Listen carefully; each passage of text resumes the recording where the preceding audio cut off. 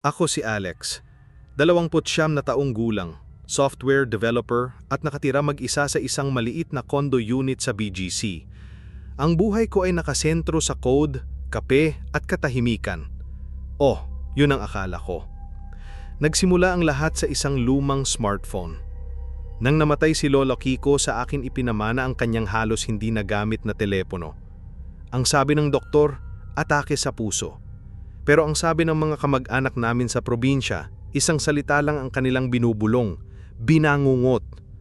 Isang masamang panaginip na hindi na niya nagisingan. Para sa akin, isa lang iyong pamahiin. Kinuha ko ang telepono bilang isang alaala. Isang gabi, habang nagtatrabaho ako sa aking laptop, hindi ako makapag-focus. Ang notifikasyon mula sa lumang telepono ay sunod-sunod. Social media, mga balita, mga laro. Sa inis, pinindot ko ng matagal ang power button. Nakita ko ang logo na dahan-dahang nag-fade at ang screen ay naging isang blankong itim na salamin. Sa wakas, katahimikan. Ipinagpatuloy ko ang pagtatype. Pero pagkatapos ng ilang minuto, may narinig ako. Isang mahinang tunog. Isang tunog ng paghinga. Huminto ako. Pinakinggan ko ang paligid. Baka galing sa labas. O baka sa aircon. Pero hindi. Ang tunog ay malapit. Sobrang lapit. Ibinaba ko ang aking ulo at idinikit ang aking tainga sa ibabaw ng lamesa. Doon ko ito narinig ng malinaw. Isang marahan, mabigat na paghinga. At nanggagaling ito sa isang lugar na imposible, sa loob ng patay na smartphone. Ang teleponong walang baterya, walang buhay ay humihinga. Sinubukan kong isang tabi ang nangyari. Baka may depekto lang ang speaker, baka static lang, baka guni-guni ko lang dahil sa pagod. Pero sa mga sumunod na gabi, nauulit ito. Sa tuwing papatayin ko ang telepono, pagkatapos ng ilang minuto, magsisimula na naman ang paghinga. Mahina, pero palaging nandoon, parang isang taong natutulog ng mahimbing sa tabi ko. Nagsimula akong matakot sa sarili kong telepono. Sa gabi, inilalagay ko ito sa loob ng drawer, sa ilalim ng mga damit, para lang hindi ko marinig. Isang gabi, habang nakaupo ako sa aking kama, tinititigan ko ang telepono na nasa ibabaw ng aking bedside table. Patay ito. Ang screen nito ay isang perpektong itim na salamin na sumasalamin sa aking mukha sa dilim. Nakatitig ako sa sarili kong refleksyon. Ang aking mga mata, ang aking ilong, ang aking bibig. Pagkatapos, nangyari ito. Sa refleksyon, ang mga mata ko ay kumurap. Pero hindi ako kumurap. Napaatras ako. Napakislot ang puso ko. Tinitigan kong muli. Ang refleksyon ko ay normal na ulit. Isang perpektong kopya ng aking sarili. Baka namamalikmata lang ako. Isang epekto ng ilaw at ng pagod. Yun ang sinasabi ng utak ko. Pero ang katawan ko, ang bawat himaymay ng aking kalamnan ay sumisigaw na may mali. Sinubukan kong ulitin. Tinitigan ko ang aking refleksyon ng hindi kumukurap. Ilang segundo, isang minuto, walang nangyari. Baliw ka na, Alex, sabi ko sa sarili ko. Nang gabing iyon, nanaginip ako. Nasa isang madilim na silid daw ako at sa harap ko ay ang telepono. Ang screen nito ay nakabukas pero blanko at mula sa speaker nito, narinig ko ang isang boses, isang garalgal at mahinang boses na bumubulong ng pangalan ko. Alex. Alex. At habang nagsasalita ito, naramdaman ko ang isang mabigat na bagay na dahan-dahang umuupo sa aking dibdib na nagpapahirap sa aking paghinga. Gusto ko nang itapon ng telepono pero hindi ko magawa. Ito ang huling bagay na pag-aari ni Lolo. Ang pagtapon nito ay parang pagtapon sa huling piraso niya. Sa halip, sinubukan kong hanapin ang dahilan. Baka may virus? Baka may app na hindi ko alam? Binuksan ko ang telepono at sinimulan kong halongkatin ng mga files. Walang kakaiba. Mga lumang contacts, ilang text messages. Pagkatapos, binuksan ko ang gallery. Karamihan sa mga litrato ay normal.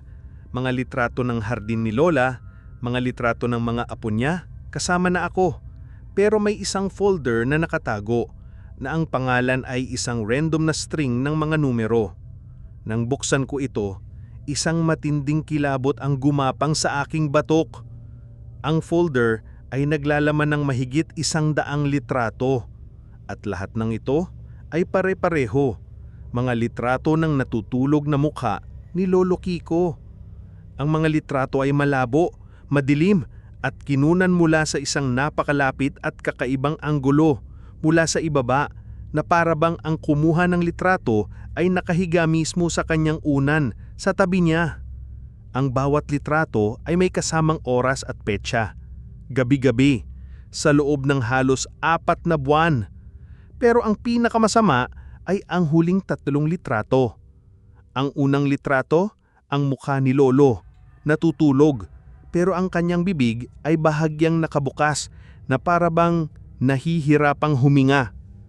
Ang pangalawang litrato, ang parehong mukha, pero ngayon ang kanyang mga mata ay bahagyang nakadilat at sa kanyang mga mata may nakalarawang purong takot.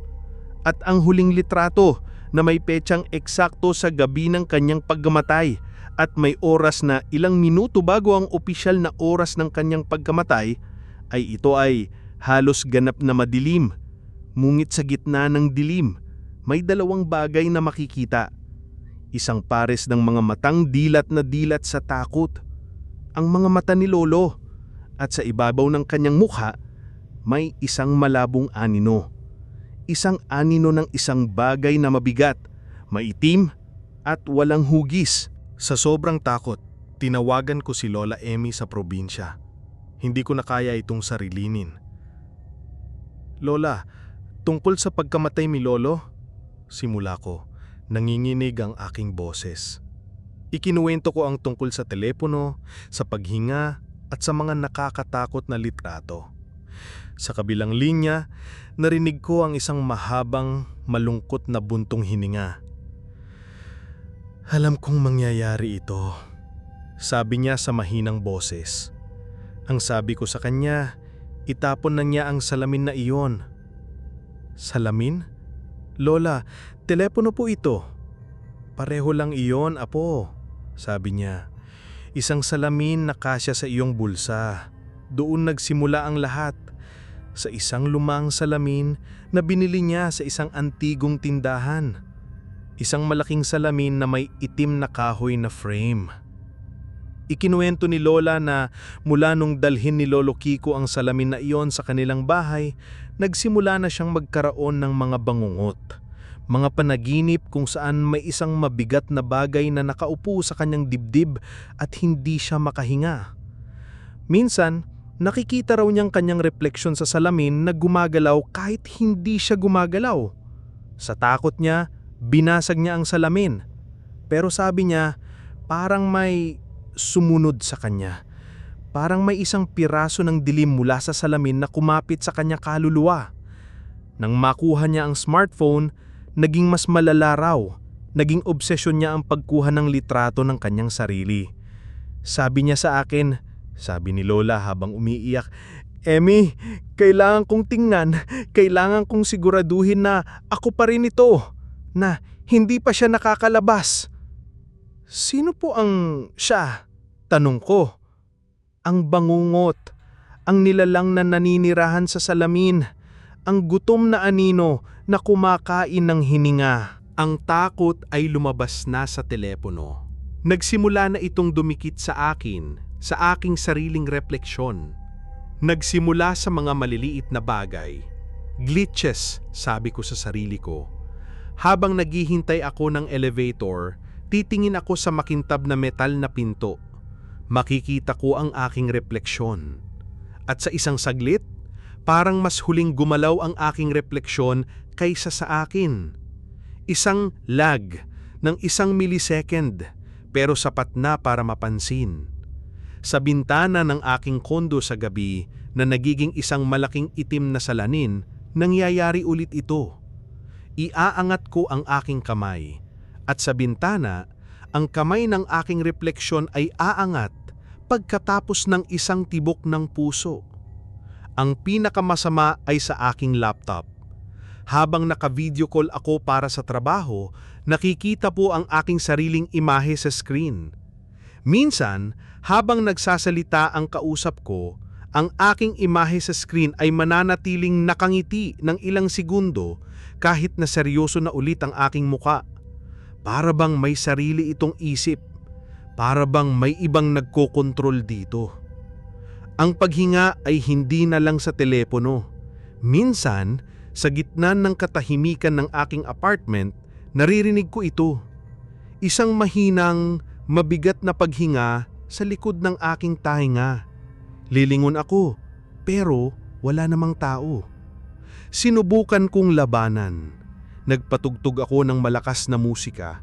Hindi ko na pinapatay ang ilaw kahit natutulog, pero walang epekto. Ang pakiramdam na may kasama ako, isang kasamang walang katawan, isang kasamang humihinga sa parehong hangin na hinihinga ko ay hindi nawawala. Ang mundo ko ay naging isang koleksyon ng mga screen at salamin, at sa bawat isa sa kanila, may isang bersyon ng aking sarili na hindi ko nakilala. Isang bersyon na mas mabagal, mas malamig, isang bersyon na, sa tingin ko, ay matiyagan naghihintay. Hindi ko na kaya. Kailangan ko ng pruweba. Pruweba na hindi ako nababaliw. Nag-book ako ng isang overnight stay sa isang sleep clinic. Sinabi ko sa doktor na mayroon akong insomnia at sleep apnea. Gusto kong malaman kung ano ang nangyayari sa akin kapag natutulog ako. Ang lumang telepono ni Lolo, iniwan ko sa aking kondo. Nakalak sa loob ng isang metal na kahon. Ito ang unang gabi sa loob ng maraming buwan na malalayo ako sa bagay na iyon. Umaasa akong ito na ang katapusan. Ang klinika ay moderno at malinis. Ikinabit nila ang iba't ibang uri ng sensor sa aking ulo, dibdib at mga binti. May isang maliit na mikropono na inilagay malapit sa aking bibig para i-record ang aking paghinga. "Relax ka lang, Mr. Alex," sabi ng nurse. "Matulog ka lang ng normal. Minomonitor ka namin mula sa kabilang silid." Sa unang pagkakataon sa loob ng mahabang panahon, nakaramdam ako ng pag-asa. Ligtas ako dito, napapaligiran ng siyensya at teknolohiya. Walang multo, walang bangungot, naatulog ako ng mahimbing. Bandang 3:00 ng madaling araw, nagising ako dahil sa isang malakas na katok at pagbukas ng pinto. Ang nurse at ang doktor ay pumasok. Ang kanilang mga mukha ay puno ng pag-aalala at pagkalito. "Sir, okay lang po ba kayo?" tanong ng doktor. "May kasama po ba kayo dito sa silid?" "Wala po." "Bakit?" kinakabahan kong tanong. Itinuro ng doktor ang monitor sa kabilang silid. "Ang audio equipment na nagre-record ng paghinga mo, 2 magkaibang pattern ng paghinga ang nire-record nito mula pa kaninang hating gabi." Tumingin siya sa akin, ang kanyang mga mata ay seryoso. "Ang isa ay sa iyo, normal at kalmado. Ang pangalawa ay mabagal, malalim at mabigat. At nanggagaling ito sa eksaktong lokasyon ng mikropono sa tabi ng iyong bibig. Para bang may ibang tao na nakahiga sa tabi mo at humihinga para sa iyo." Tumakas ako mula sa klinika na parang isang takas mula sa mental hospital. Ang pruweba na hinahanap ko, nakuha ko na. Pero hindi ito ang pruwebang gusto ko. Sa aking pag-uwi, diretso kong tinawagan si Lola Emmy. Hindi na ako nagpaligoy-ligoy. "Lola, kailangan kong malaman ng lahat. Ano ang nilalang na ito? Ano ang pangalan nito?" Sa kabilang linya, narinig ko ang isang mahinang hikbi. Pagkatapos ng isang mahabang katahimikan, nagsalita siya. Ang kanyang boses ay basag at puno ng isang lihim na kinimkim niya ng napakatagal. "Hindi ito ang bangungot na alam ng karamihan, apo," sabi niya. "Ang bangungot ay ang paraan ng kanyang pagpatay, pero ang nilalang mismo, iba ang tawag namin diyan sa probinsya noong araw. Tinatawag namin siyang ang ungol." "Ang ungol?" "Oo, ang ungol. Dahil hindi siya nagsasalita, ungol lang o mabigat na paghinga ang maririnig mo. Isa siyang espiritu na walang sariling katawan. Isang anino na nabubuhay sa mga salamin. Sabi ng mga matatanda, ang bawat refleksyon natin ay isang pinto sa ibang mundo. Ang ungol ay isang nilalang mula sa mundong iyon na gustong tumawid. Paano siya tumatawid? Tanong ko. Hindi kanya sinasapian, paliwanag ni Lola. Mas malala pa dyan. Dahan-dahan siyang nakikibagpalit sa iyong refleksyon. Sa bawat gabi, sa iyong pagtulog, kinakain niya ang iyong hininga, ang iyong lakas, ang iyong buhay. Ginagawa niya ito sa pamamagitan ng mga bangungot at habang lumalakas siya, ang iyong refleksyon naman ay humihina, nagiging mas malabo hanggang sa maging isang anino na lang. At kapag sapat na ang lakas niya? Kapag sapat na ang lakas niya, sabi ni Lola, ang kanyang boses ay halos pabulong na. Tatawid siya. Siya ang magiging ikaw sa mundong ito. At ikaw ang magiging refleksyon na nakakulong sa salamin magpakailanman. Ang kamatayan sa bangungot, iyon ang huling sandali ng pagpalitan. Mula nang malaman ko ang katotohanan, ang bawat gabi ay naging isang labanan. Natatakot na akong matulog. Naglalagay ako ng maraming ilaw sa aking kwarto. Nagpapatugtog ako ng musika. Pero sa tuwing ipipikit ko ang aking mga mata, nararamdaman ko ang pagbigat ng aking dibdib. Isang gabi, nangyari ang pinakakinatatakutan ko. Nagising ako, o akala ko gising ako. Nakadilat ang aking mga mata, pero hindi ko maigalaw ang aking katawan. Sleep paralysis. Pero alam kong hindi ito ordinaryong sleep paralysis. Isang nakakabinging bigat ang nakadagan sa aking dibdib. Ang bawat paghinga ay isang pakikibaka. Ang hangin ay hindi pumapasok sa aking mga baga. At sa sulok ng aking silid, sa dilim, nakita ko siya. Nakatayo doon. Ako. Isang perpektong kopya ng aking sarili. Ang aking doppelganger. Nakasuot ng parehong damit na suot ko. Nakatayo siya ng kalmado. At sa kanyang kamay, hawak niya ang lumang smartphone ni Lolo. Itinaas niya ang telepono. Itinutok niya ang itim at blankong screen nito sa akin na parang isang kamera. At sa sandaling iyon, ang mabigat na paghinga, ang ungol, ay hindi na mahina. Malakas ito. Nagmumula ito sa aking doppelganger at pinupuno nito ang buong silid. Naramdaman ko ang isang malakas na paghila. Isang puwersang humihila sa aking kaluluwa mula sa aking katawan. Isang puwersang gustong isiksik ang aking esensya sa maliit at madilim na spasyo sa loob ng itim na salamin ng telepono. Naintindihan ko na ngayon. Hindi ako binabangungot ng ungol. Ang ungol ay hindi ang bigat sa aking dibdib. Ang ungol ay ang aking sarili na nakatayo sa sulok. At ang bigat sa aking dibdib, iyon ang aking katawan na sinusubukang iwanan ng aking kaluluwa. Sa huling onsa ng aking lakas, nakawala ako sa paralysis. Sa isang malakas na sigaw, napabangon ako. Ang aking doppelganger sa sulok ay naglahon na parang usok. Pero alam kong babalik siya. Gabi-gabi, babalik siya. At sa bawat pagbabalik niya, mas lalakas siya at mas hihina ako. Hindi ko siya kayang labanan. Hindi ko siya kayang patayin. Paano mo papatayin ang sarili mong refleksyon? Pero kaya kong sirain ng kanyang mga pinto. Sa isang iglap ng galit at desperasyon, tumayo ako. Kinuha ko ang isang martilyo mula sa aking toolbox at sinimulan kong basagin ang lahat. Una, ang salamin sa banyo. Isang malakas na palo. Ang tunog ng nababasag na salamin ay parang isang sigaw ng kalayaan. Ang libo-libong piraso ng aking refleksyon ay bumagsak sa sahig. Sunod, ang TV sa sala. Ang itim na screen nito ay naging isang sapot ng mga bitak. Ang laptop ko, ang mga picture frames na may salamin, kahit ang makintab na pinto ng microwave, lahat ng bagay na kayang magpakita ng refleksyon, sinira ko. At sa huli, ang telepono. Kinuha ko ang lumang smartphone ni Lolo, ang pinagmulan ng lahat.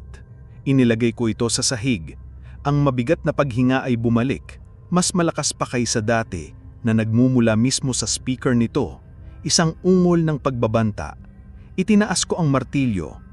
Hindi, ako, Ikaw, sabi ko, at ibinagsak ko ito ng buong lakas. Sa sandaling mabasag ang screen, isang nakakabinging sigaw ang lumabas mula sa telepono. Hindi ito sigaw ng tao, isang sigaw na pinaghalong tunog ng nababasag na salamin, ng static ng radyo at ng isang kaluluwang pinupunit. Ang tunog ay tumago sa aking mga tainga at niyanig ang buong apartment. Pagkatapos, katahimikan. Ang paghinga ay nawala. Ilang buwan na ang nakalipas, ang buhay ko ay bumalik na sa dati, halos. Nakatira ako ngayon sa isang mundo na walang salamin. Ang apartment ko ay walang anumang bagay na makintab. Ang mga bintana ko ay palaging may kurtina. Gumagamit ako ng isang lumang Nokia na walang front-facing camera. Kapag kailangan kong mag-ahit, ginagawa ko ito gamit ang pakiramdam. Sabi ng mga kaibigan ko, nagiging sira ulo na ako. Siguro nga, pero ligtas ako. Hindi ko na naririnig ng paghinga. Hindi na ako binabangungot.